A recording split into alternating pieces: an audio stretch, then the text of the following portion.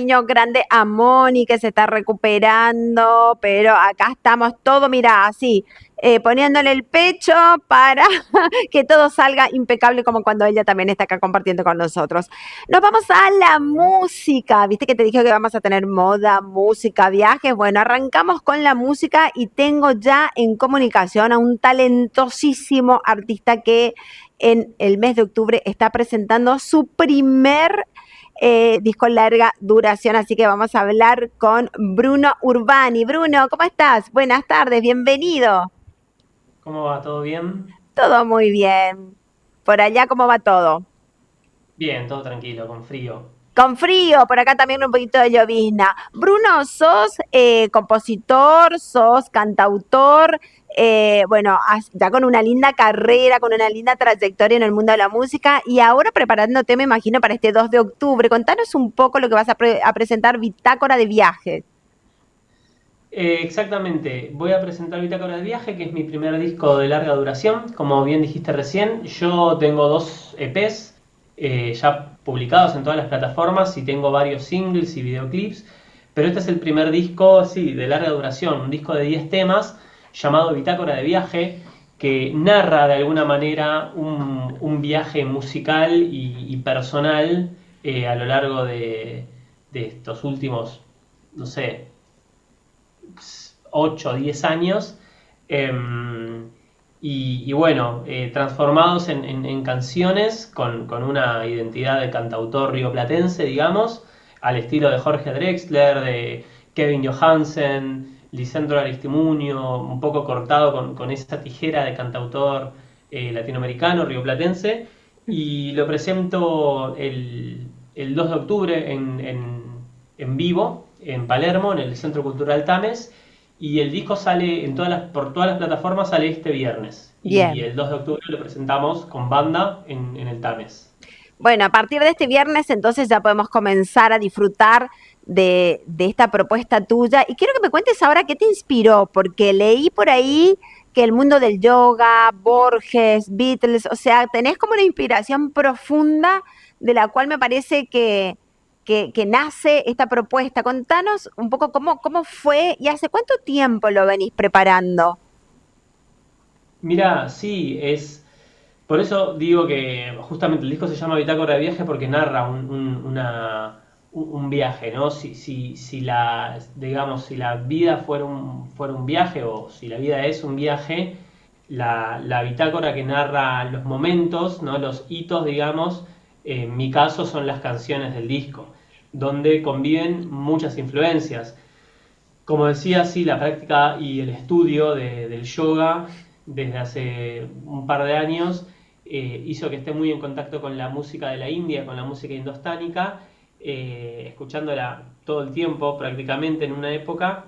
Entonces a una de las primeras canciones que compuse y que quedaron en el disco, decidí musicalizarla, digamos, vestirla de instrumentos de la música india, ¿no? Para que se Ujú, corra un poquito de la sonoridad de la canción balada pop tradicional. ujú. Entonces hay una canción que pasa por esas latitudes, ¿no? De la India, que se llama Guardo, que esa ya está en todas las plataformas. Fue un adelanto del disco. Hay mucho, como decís también, de Borges, hay mucho componente de la literatura, ¿sí? Mi mayor referente artístico es Borges, es otra cosa para mí más que un artista, otro nivel tiene en mi vida y hay muchas referencias a su literatura, ya sea en algunas letras, hay un videoclip que arranca con una cita a el cuento del hacedor. Entonces hay un montón de cositas también del mundo de James Joyce y de literaturas que fueron impactando en mí y generando una búsqueda que están directamente plasmadas en algunas canciones. Y después, como contaba los Beatles, bueno, los Beatles es la banda que yo recuerdo que sonaba en mi casa todo el tiempo, junto con Jaime Claro. Ross, con Silvio Rodríguez y con cantautores también argentinos y de todas partes del mundo. Eh, pero está los Beatles como influencia primaria y como está también Spinetta, como está Jorge Drexler, como está Aristimuño, como está Silvio Rodríguez.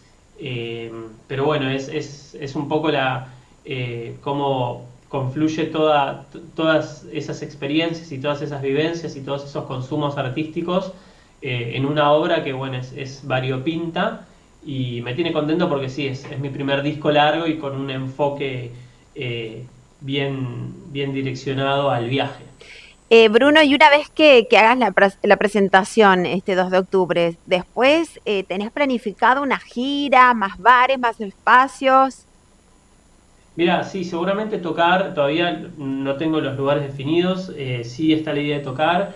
Eh, en enero de este año hice una gira por Uruguay que salió hermosa, así que seguramente lo repita, ya con el disco bajo el brazo y sonando, con lo cual va a estar bueno, porque yo me fui a Uruguay de gira con los singles, con 4 singles del disco, pero bueno, esta vez ya va a ser con el disco y va a ser una segunda visita seguramente a Uruguay que me recibió re bien y me encantó y la pasé re bien y me enamoré del pueblo uruguayo.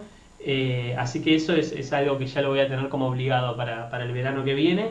Y después de la presentación, sí, seguramente muchos toques en distintos lugares de Capital Federal, de Buenos Aires y de Gran Buenos Aires también. Todavía no están definidos los lugares, pero bueno, es un poco la parte de la autogestión, ¿no? De ir muy paso a paso para poder abarcar todo sin desbordarse, digamos. Pero sí, Seguro. seguro.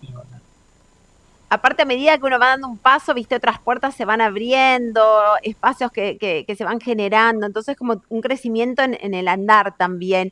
Y en eso, hablando de crecimiento, me gustaría que nos cuentes cómo fue tu arribo a la música. Sé que de chiquitito te diagnostican del síndrome de TDA, entonces que nos cuentes un poco cómo transitaste eso y cómo llegás, por lo que veo también, un ávido lector, bueno, cómo creciste.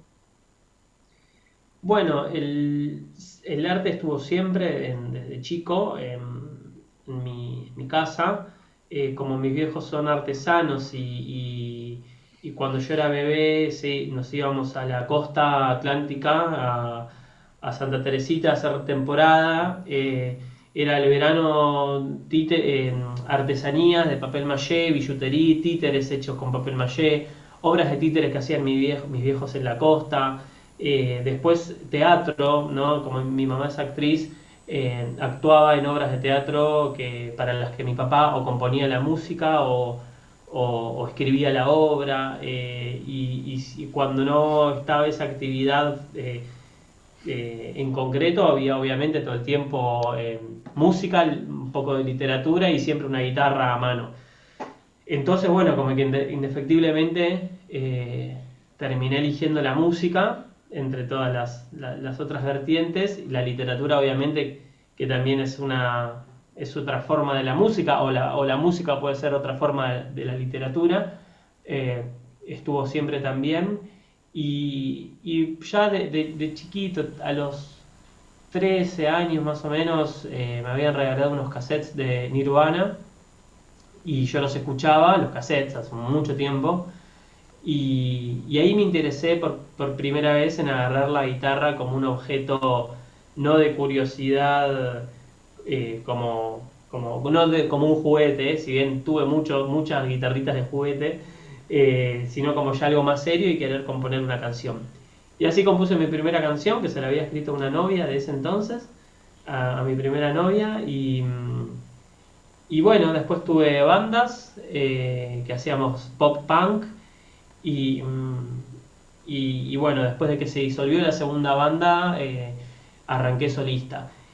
Y esto que decís de lo del TDAH, sí, yo de muy chiquito siempre tuve muchos problemas de conducta, de no poder concentrarme, no poder quedarme quieto, de molestar, de quizás no poder abarcar tareas cotidianas sin la dificultad de la concentración o de la hiperactividad física.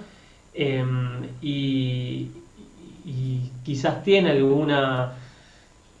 algo positivo a la hora de crear, que quizás es una desinhibición al crear de manera eh, paralela o de manera, no sé cómo explicarlo, en el momento creativo. Es como mucha información saliendo al mismo tiempo sin un cauce específico que después yo me tengo que encargar de encauzar con un poco en otra instancia.